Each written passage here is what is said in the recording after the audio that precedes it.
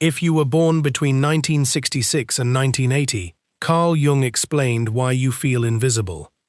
Neville Goddard taught that the ache you have felt since childhood, that quiet sense of being overlooked, passed over, forgotten between the ones who came before you and the ones who came after you, is not a wound written into your birth year. It is a state of consciousness. And every state that can be entered can also be left. Before we go further, let us go to the book itself. The book of Genesis, chapter 16, tells of a woman named Hagar, cast out into the wilderness, unseen, unwanted, forgotten by the household that once called her theirs. And Scripture says, she called the name of the Lord that spoke to her. Thou God seest me. And she said, Have I also here looked after him that seeth me? And Neville Goddard would stop you right there and say, Do you see it? Hagar was not seen by Abraham, she was not seen by Sarah, she was not seen by the world around her, but she discovered that she was seen. And the seeing was never going to come from the household. The seeing was always her own awareness waking up to itself. El Roi, the God who sees me, is not a name for someone in the sky watching from a distance. It is the discovery that your own I am, your own imagination, is the very consciousness that sees. And once Hagar assumed she was seen within herself, the world had no choice but to rearrange itself around that assumption. And that, my friend, is the entire secret hiding inside your invisible years. Notice too that Scripture does not say the household changed its mind about her. It does not say Sarah softened or Abraham suddenly remembered her worth. The outer story stays exactly as hard as it was, and yet Hagar walks out of that wilderness a different woman. Because the deliverance was never going to be an outer event, it was always an inner recognition. And Neville would tell you that this is the pattern behind every story in Scripture worth reading twice. The outer facts remain, and only the inner state moves. And the moment the inner state moves, the outer facts quietly rearrange themselves to agree with it. So before we walk through the keys, let us plant the seed right now. Say it with me. I am visible. I am remembered. Imagination creates my reality. Again, I am visible. I am remembered. Imagination creates my reality.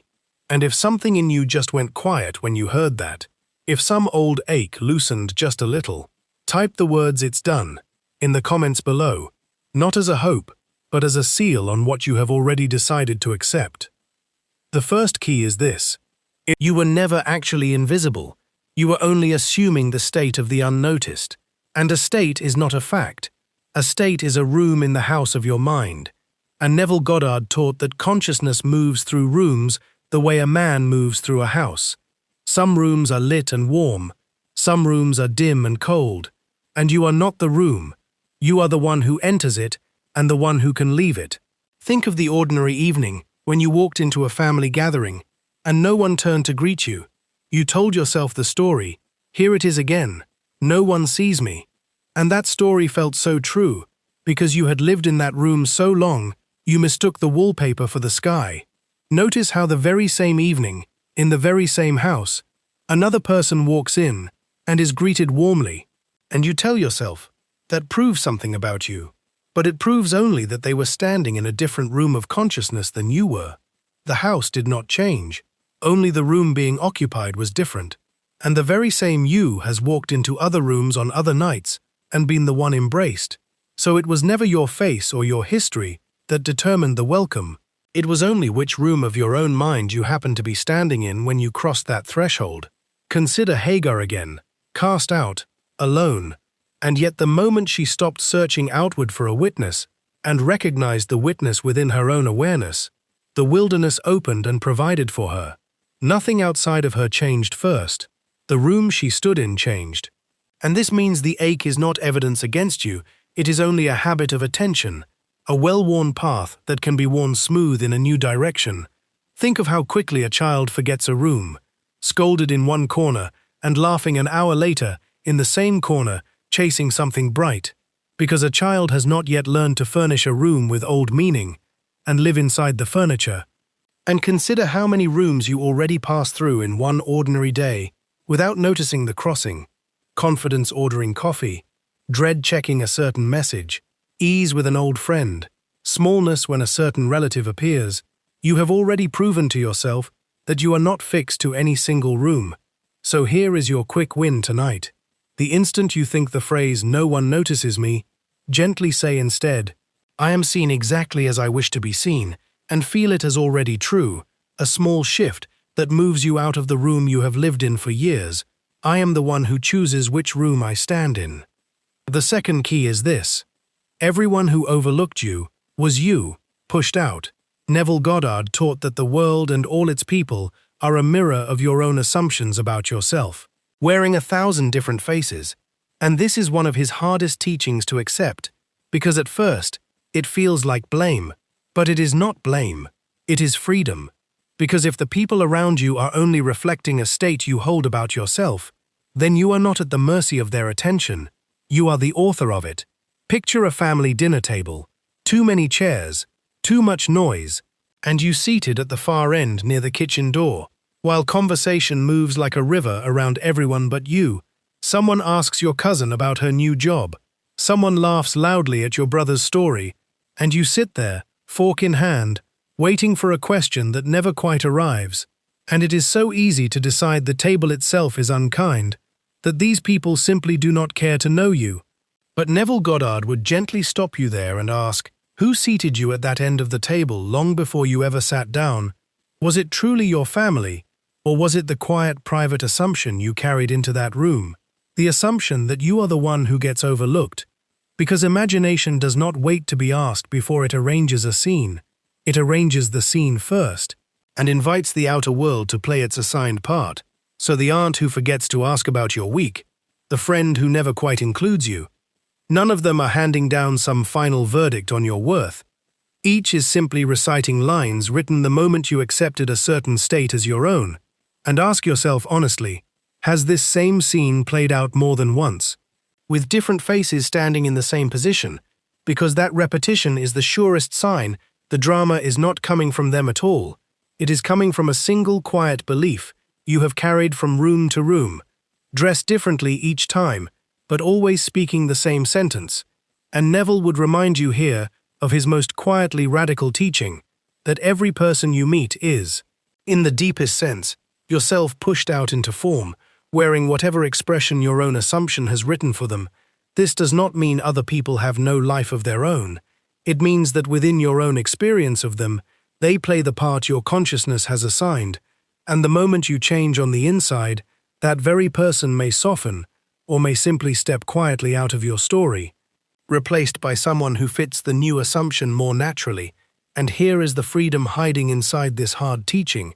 Since you wrote the scene, you can also rewrite it, not by rearranging the chairs, not by performing harder to be remembered, but by quietly revising your own sense of who you are at that table, until the outer world, which has no power of its own, simply catches up to the decision already made within you. So tonight, take that very dinner, or one just like it, and in imagination, sit at that table again. Only this time, hear your name spoken warmly. Feel a face turned toward you with real interest. Feel the ease of being included without having to earn it, not as fantasy, but as the quiet correction of a false report. And let that corrected feeling be the seed you plant before you rise. Everyone I meet is a mirror of the self I now claim. The third key is this.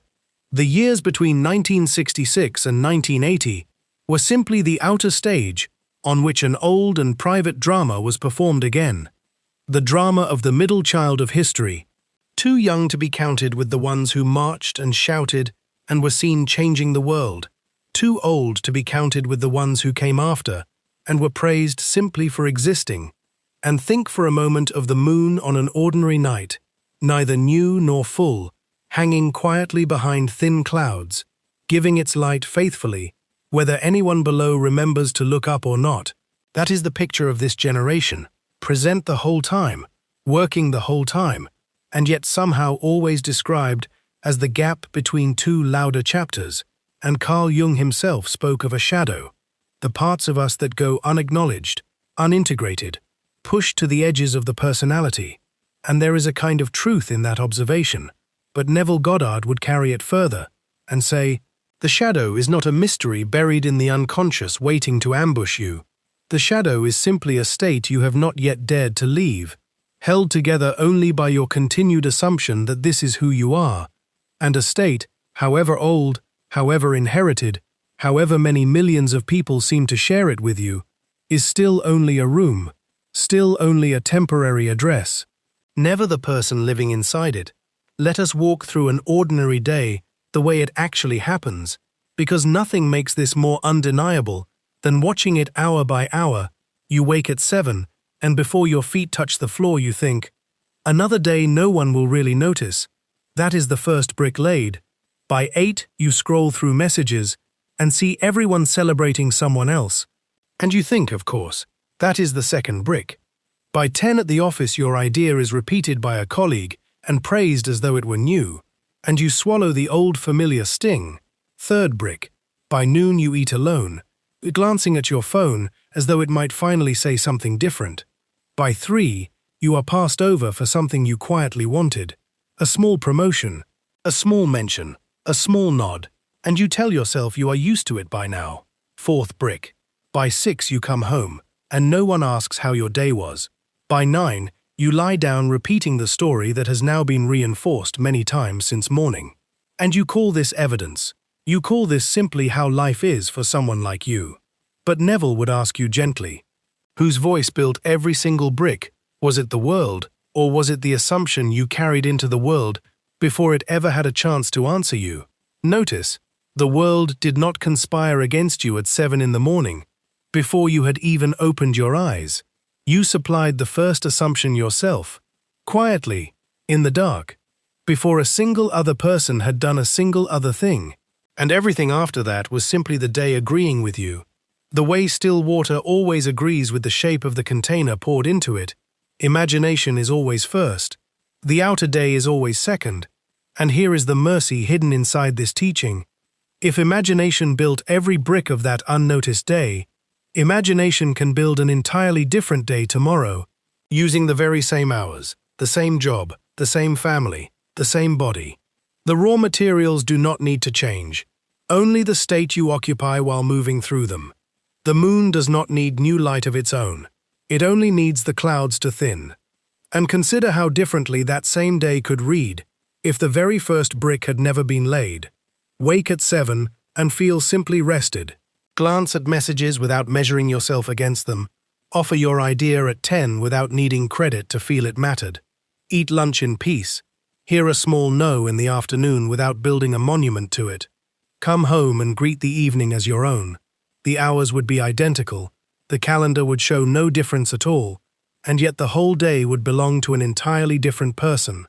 So pause for a moment right now and pick one real hour from your ordinary week, 1 hour where you always feel unseen, and in your mind, quietly, rehearse that same hour with a different assumption running underneath it. Not different circumstances, the same circumstances, but you, moving through them, as one who is already noticed, already valued, already at home in your own life. Hold that rehearsed hour gently for a few breaths. Let it feel familiar rather than fantastic, because this small private exercise is the entire mechanism of your deliverance, disguised as a daydream. I am the one who lays every brick of my day. The fourth key is this. I am is not a description of your personality. It is the raw awareness of being, prior to any story laid upon it. And Neville Goddard taught that when Moses stood before the burning bush and asked for a name, he was not given a title like the others. He was given something stranger and far more intimate. I am that I am. And Neville said this is the master name standing behind every other name, the one power that becomes whatever you dare to attach to it.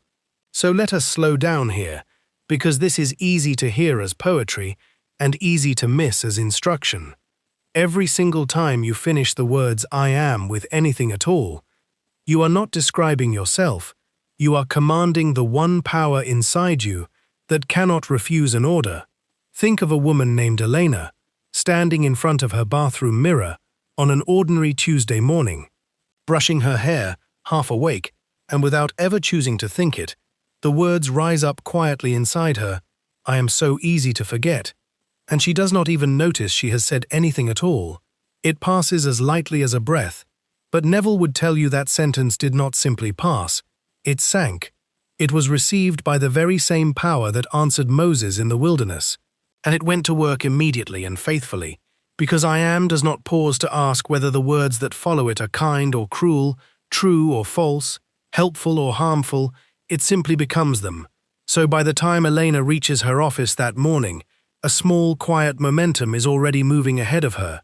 Not because the office is unkind, but because she sent something ahead of herself before she ever arrived. Consider how many times a day you might do exactly what Elena did, without ever once catching yourself. I am always the one who gets skipped over. I am not the kind of person people remember. I am too quiet to be noticed.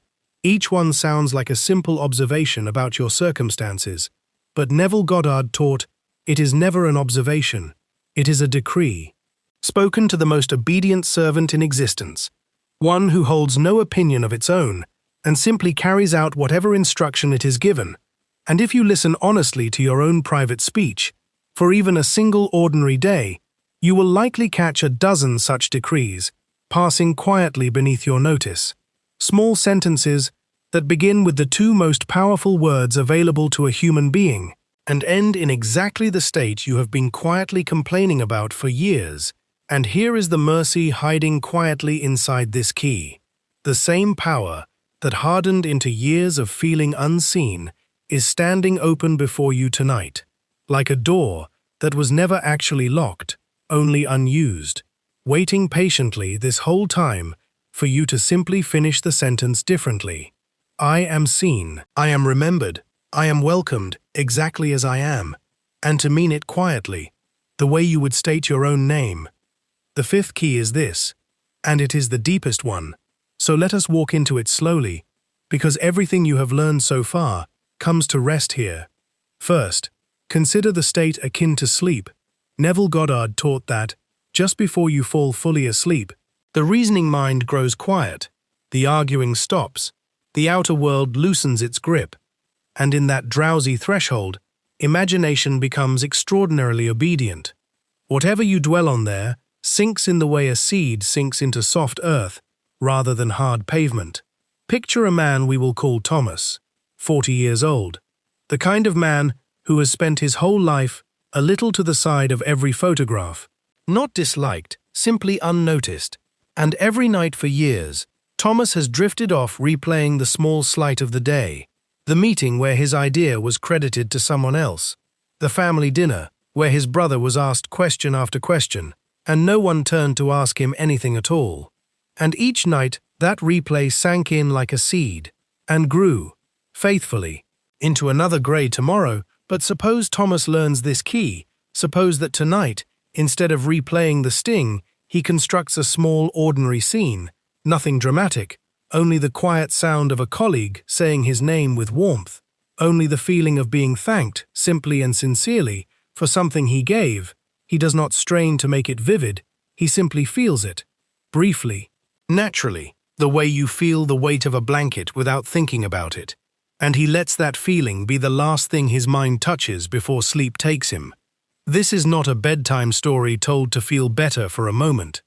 It is the actual doorway through which an assumption leaves the surface of the personal mind and passes into the deeper creative layer of consciousness, where it takes root the way nothing spoken during the noisy business of the day ever quite can.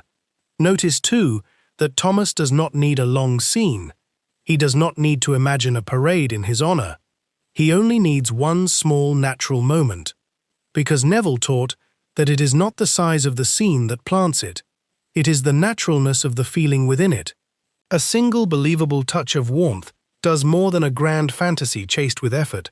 And this matters for someone who has felt unseen for years, because the temptation is always to imagine something enormous, a room bursting into applause, a spotlight, and Neville would gently steer you toward the smallest, quietest, most believable version of being noticed, because that is the version imagination can accept without resistance. Second, consider persistence, because this is where so many sincere students quietly give up, without realizing they have given up.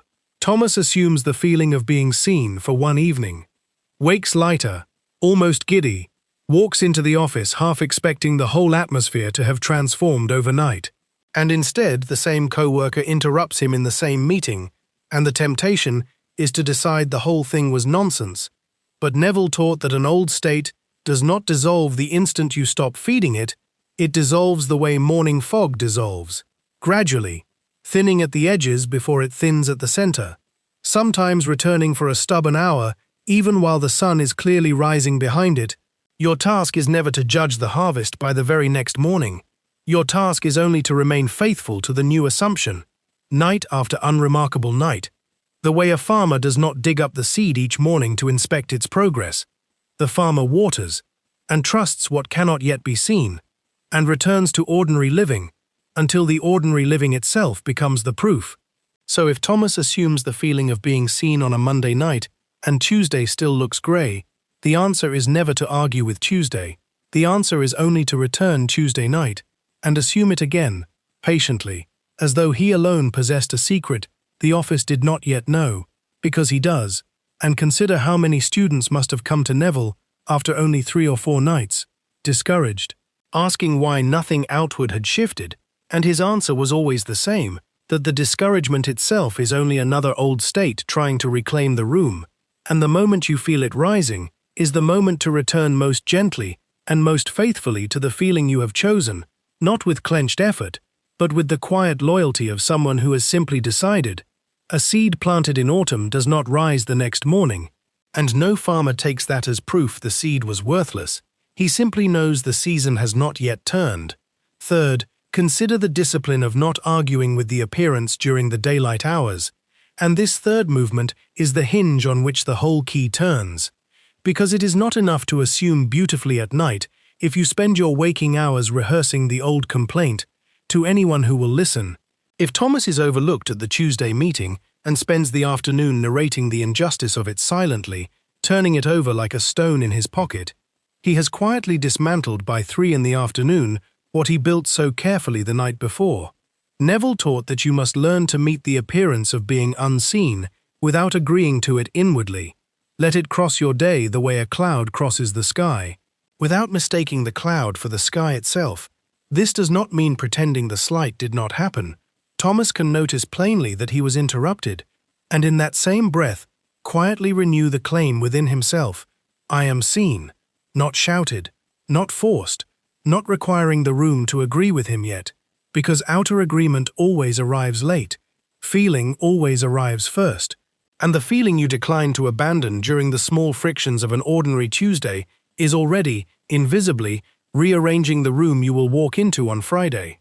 Picture Thomas now 3 weeks into this quiet practice, still passed over once or twice, still human, still capable of a flicker of the old sting, but no longer building a house upon that flicker.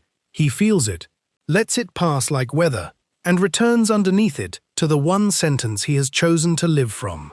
And this is the difference between a student who assumes for one hopeful night and a student who has actually learned to live in the end. The first waits for proof before believing. The second no longer needs proof, because the feeling itself has quietly become the only evidence.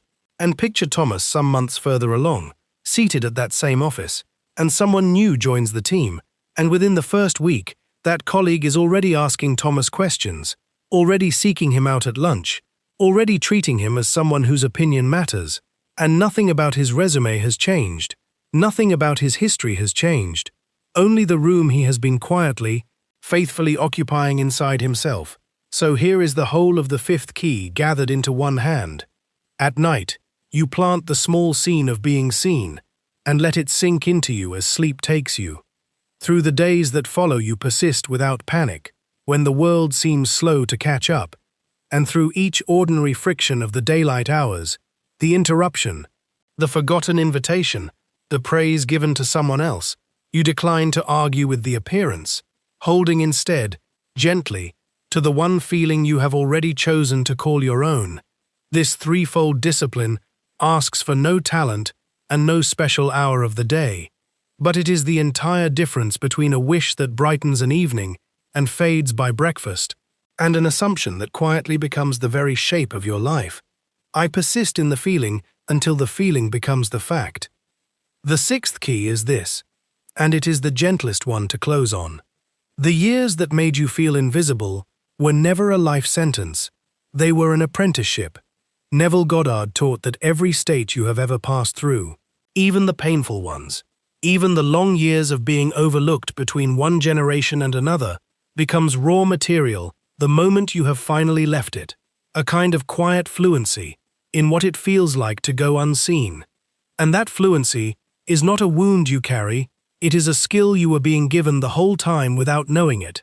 Think of an ordinary evening years from now, a small gathering, a kitchen full of noise, and somewhere near the edge of the room, a young cousin or a new co-worker stands the way you used to stand, half smiling, waiting to be included, and no one turns toward them, and you notice instantly, before anyone else in that room even registers, that there is someone standing there at all, and you cross the room and say their name, and ask them something simple and real, and you watch their shoulders soften the way yours used to ache to soften. That is not luck. That is not coincidence. That is the training arriving at last at its purpose. You, more than almost anyone in that room, know exactly how to make another person feel remembered, because you spent years learning the shape of what it feels like to be forgotten. And Neville would say this was never punishment, it was preparation, quiet and unannounced. The way soil is prepared long before anyone sees what grows from it. It is not wasted time, it is training no one else in that room received. It is not a debt life owes you. It is a gift life was quietly assembling inside you. Consider too the ordinary week ahead of you. A co-worker who mentions offhand that no one remembered their birthday. A niece who sits quietly at the edge of a family photo. An old friend who admits, almost embarrassed, that they feel forgotten by everyone lately.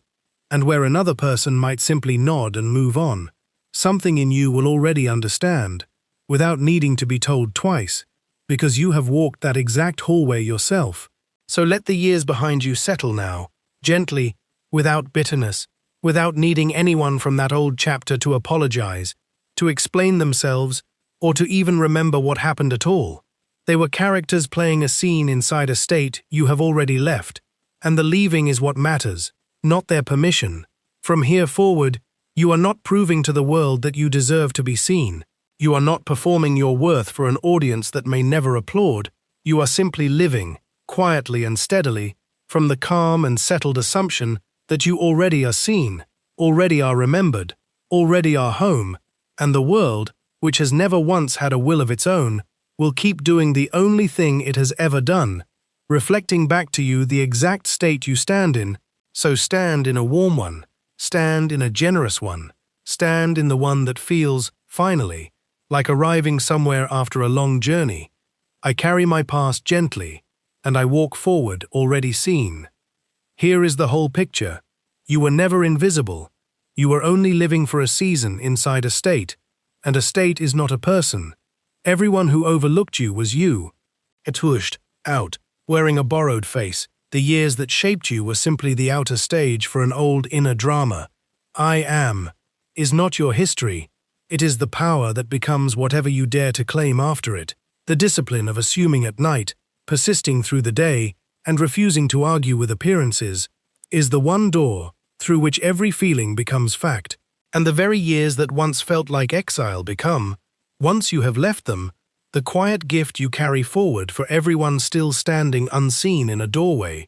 6 keys, but really only one recognition wearing 6 faces. You were never waiting for the world to see you. The world was waiting for you to see yourself first. So carry this gently into the week ahead, not as pressure, but as permission. Permission to stop rehearsing the old story of being overlooked, and to quietly, privately, begin again. Say it once more, quietly, in your own voice. I am visible. I am remembered. Imagination creates my reality. You were never the invisible generation. You were only the generation that had to learn, earlier than most, how to see